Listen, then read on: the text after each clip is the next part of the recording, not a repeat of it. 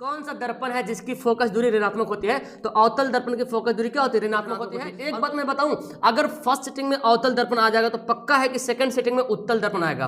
एकदम बहुत बार ऐसा सवाल देखने को मिला है, ठीक है। तो अवतल दर्पण की फोकस दूरी ऋणात्मक होती है, उत्तल दर्पण की। आगे बताइए यहाँ पे दर्पण की फोकस दूरी और वक्रता त्रिज्या के बीच का क्या रिलेशन है, क्या संबंध है? तो आपने पढ़ा आर बराबर क्या पढ़ा? 2f होता है। आर जो 2f, अब देखो यहाँ पे f बराबर दे रहा ना, तो f बराबर क्या होगा? r/2। r/2 कितना है? f बराबर r/2। ऑप्शन नंबर बी हमारा क्या होगा? देखिए सवाल यहाँ होता है, सामान्य दृष्टि के लिए स्पष्ट दृष्टि की न्यूनतम दूरी बोला जाएगा कितना?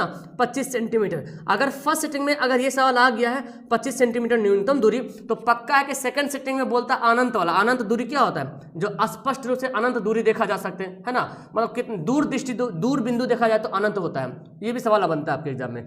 प्रकाश, श्वेत प्रकाश का कौन सा रंग किसी प्रिज्म से गुजरने के बाद सबसे कम झुकता है? तो ये प्रिज्म में आपने पढ़ा होगा, यहां से गुजारते हैं कलर को, रेड, यहाँ पे वायलेट है, यहाँ पे रेड है, तो वायलेट तो सबसे ज्यादा झुका हुआ, बैगनी कलर ज्यादा झुकता है, लेकिन सबसे कम झुकता कौन? लाल रंग। लाल रंग का झुकाव सबसे कम होता है और बैगनी का झुकाव सबसे ज्यादा होता है। ये दोनों मैटर को लेकर चलेंगे, ज्यादा कम जो भी है ना, जैसे कि प्रकाश का अपवर्तन परावर्तन, अवतल उत्तल, धनात्मक ऋणात्मक, ये दोनों का अगर लेकर चलेंगे तो दिमाग में सेट रहेगा आपका।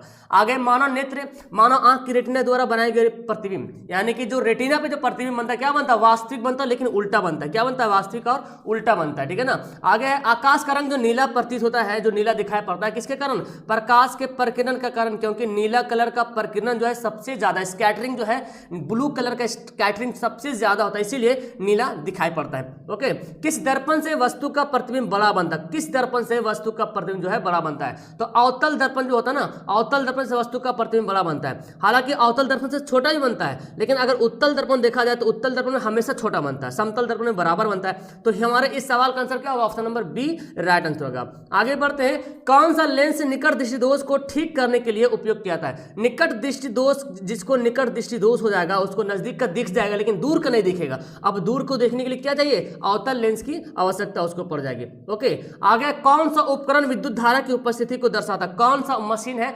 जो बिजली यानी कि वायर में, तार में विद्युत धारा जा रही है, करंट जा रही है कि नहीं जा रही, उसकी मौजूदगी को दर्शाना है कौन? गैल्वेनोमीटर। यानी कि गैल्वेनोमीटर बताता है कि हाँ विद्युत धारा जा रही, करंट जा रहा है। ओके, लेकिन ए मीटर जो है धारा को मापती है। ओके, आगे दाएं हाथ के अंगूठे के नियम किसने दिया? दाएं हाथ का अंगूठे का नियम बोला गया, दाएं हाथ का अंगूठे का नियम, तो मैक्सवेल हो जाएगा। क्या हो जाएगा? दाएं हाथ का बोलेगा बाएं, वाम हस्त नियम तो फ्लेमिंग होगा, ठीक है ना। दाएं हाथ का अंगूठे का नियम मैक्सवेल हो जाएगा। ओके, विभवांतर का ऐसा मात्रक क्या होता है प्यारे? विभवांतर का ऐसा मात्रक होता है वोल्ट होता है। बहुत इंपॉर्टेंट सवाल आपके एग्जाम में देखने को मिलेगा। अब देखो, कभी ओम दे देगा, प्रतिरोध का भी मात्रक देखा जा सकता है आपको, कुलाम यानी कि आवेश का भी मात्रक पूछा जा सकता है, एम्पियर यानी कि विद्युत धारा का मात्रक भी आपसे पूछा जा सकता है। ओके, चलिए आगे बढ़ते हैं। किस संयोजन द्वारा प्रतिरोध का मान बढ़ता है? तो भाई साहब श्रेणी क्रम में जोड़ेंगे, R1 plus R2 plus R3, जितना जोड़िएगा उतना बढ़ते जाएगा, और समांतर क्रम में जितना बढ़ाइएगा उतना घट जाएगा, है ना, जितना बढ़ाइएगा उतना घट जाएगा। तो मान किसमें बढ़ता है? श्रेणी क्रम में मान बढ़ता है और समांतर क्रम में मान घटता है जितना आगे बढ़िएगा। चुंबकीय बल रेखाएं क्या होती है? काल्पनिक होती है। याद कर लीजिएगा, चुंबकीय जो बल रेखाएं होती है वो क्या होती है? काल्पनिक होती है। 1 किलोवाट घंटा किसके बराबर होता है? 3.6 इंटू 10 पर पावर 6 जूल के बराबर होता है। 3.6 इंटू 10 पर पावर 6 जूल के बराबर होता है 1 किलोवाट। आगे है, नवीकरणीय ऊर्जा का स्रोत क्या है? नवीकरणीय ऊर्जा का स्रोत कौन हो जाएगा? देखो, सौर ऊर्जा। क्या हो जाएगा? सौर ऊर्जा। हम इसको बार बार जो है रिन्यूएबल एनर्जी बोलते हैं, बार बार इसको यूज कर सकते हैं ना। सौर ऊर्जा जो है नवीकरणीय ऊर्जा का स्रोत है। नेक्स्ट है, कौन सा लेंस अपसारी लेंस भी कहलाता है? ध्यान से याद कर लीजिएगा, अवतल लेंस को अपसारी कहेंगे और उत्तल लेंस को अभिसारी कहेंगे, ठीक है ना। इस बात को ध्यान में रख लीजिएगा, बिकॉज ये एकदम 100% सही है। बच्चे बहुत कंफ्यूजन होते हैं इसमें, मैं बता रहा हूँ, गारंटी के साथ बता रहा हूँ। उत्तल लेंस को अभिसारी बोलेंगे और अवतल लेंस को अपसारी कहेंगे, ठीक है। जिस प्रकार दर्पण में उत्तल दर्पण, अवतल दर्पण को, जिस प्रकार दर्पण में अवतल को बोला जाता है अभिसारी और उत्तल जो दर्पण होता है उसको बोलते हैं क्या? अपसारी। तो भाई दर्पण, उत्तल दर्पण और लेंस में थोड़ा सा चेंज हो जाता है अभिसारी अपसारी में। ओके, यहां पे देखो क्या है, प्राथमिक प्रकाश का प्राथमिक वर्ण जो प्राइमरी कलर होता है वो तीनों, blue, RGB, red, green, blue, ठीक है ना, RGB कलर होता है। ओके, आगे है, कौन नेत्र का रंगीन भाग होता है? जो आंख का जो कलर होता है, ग्रीन हो गया, किसी का आंख का रंग ग्रीन होता है, किसी का ब्राउन दिखता है, वो जो आयरिस जो होता है ना परितारिका, उसी की वजह से आंख का रंग जो है रंगीन होता है।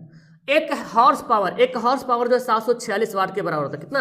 746 वाट के बराबर होता है। आगे बढ़ते हैं। विशालक शीशा यानी कि मैग्नीफाइंग ग्लास। तो मैं बताऊं मैग्नीफाइंग ग्लास में जो है उत्तर लेंस का इस्तेमाल करते हैं। सूक्ष्मदर्शी जो होता है प्यारे, उस सूक्ष्मदर्शी में भी उत्तर लेंस का इस्तेमाल करते हैं। हमारे जो मानव का जो आंख है ना उसमें ओके, जब किसी चालक तार से विद्युत धारा को प्रवाहित करते हैं तो कौन सा गतिशील कण होता है? जो कोई तार है, अब इसमें विद्युत धारा प्रवाहित कर रहे हैं तो इसमें जो धारा जो जा रही ना, धारा जो फ्लो हो रही, जो करंट फ्लो हो रही, वो एक्चुअली इलेक्ट्रॉन है। इलेक्ट्रॉन ही बहती है तो हमको लगता है करंट बह रहा है। ठीक है ना।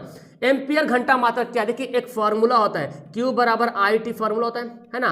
तो देखो I क्या है? विद्युत धारा। I क्या है? धारा है। और T क्या है? समय है।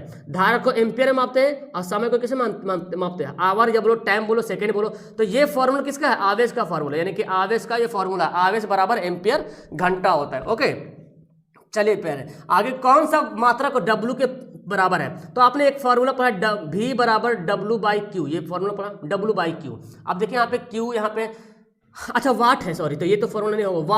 वाट यहाँ पे लिख दिया, यहाँ पे कार्य नहीं है, वाट है, मतलब पावर है। पावर फॉर्मूला होता है W/T फॉर्मूला होता है। अब मुझे जब W निकालना होगा, W बराबर क्या होगा? PT हो जाएगा। तो P क्या है? पावर है।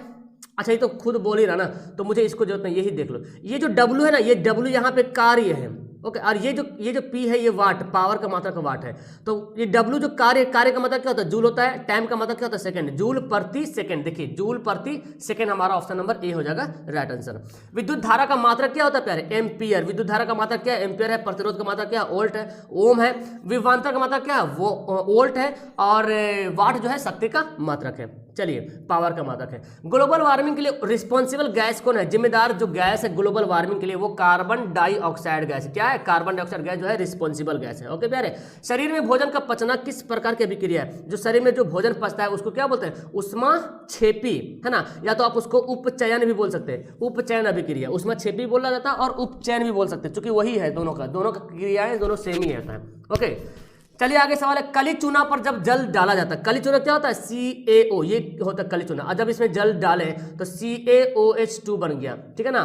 तो ये जो अभिक्रिया हो रहा, कौन सा अभिक्रिया? तो जब कली चूना पर जब पानी डालिएगा ना, यानी कि जो सूखा हुआ जो चूना रहता है, सूखा चूना, उस पर जब पानी डालेगा तो उसमें गैस निकलेगा, उसको बोलते हैं उष्माक्षेपी। क्या निकलेगा? उष्माक्षेपी बोलेंगे उसको। आगे बताइए यहाँ पे क्या है? सबसे अधिक अभिक्रियाशील, सबसे ज्यादा रिएक्टिव इनमें से कौन है? सबसे ज्यादा रिएक्टिव कौन है? तो यहाँ पे देखिए गोल्ड तो होगा नहीं, ये तो पारा होगा नहीं। AU क्या है? AU यहाँ पे गोल्ड है, AG सिल्वर। तो सबसे ज्यादा कॉपर यहाँ पे, इन चारों में से कॉपर जो है सबसे ज्यादा। लेकिन आप याद कर लो, जितने सारे तत्व है उन तत्वों में से सबसे ज्यादा रिएक्टिव अगर तत्व है वो कौन है? पोटेशियम है। ठीक है ना। चूना जल का रासायनिक सूत्र क्या होता है? कि चूना जल, वही जब कैल्शियम ऑक्साइड में जब जल डाले थे, कली चूना में जब जल डाले थे, क्या बन गया था? कैल्शियम हाइड्रोक्साइड बन गया था। ठीक है ना। तो ऑप्शन हमारा C, इसी को बोलते हैं चूना जल। आगे बढ़ते, कोई विलयन लाल लिटमस को नीला करता है तो pH मान क्या है? आपको पता है लाल को नीला कौन करता है? लाल को नीला जो क्षार करता है, तो क्षार का pH मान 7 से ज्यादा है। 7 से ज्यादा A वाला भी है और B वाला भी, यानी कि A और B दोनों हमारा सही आंसर हो जाएगा। एल्काइन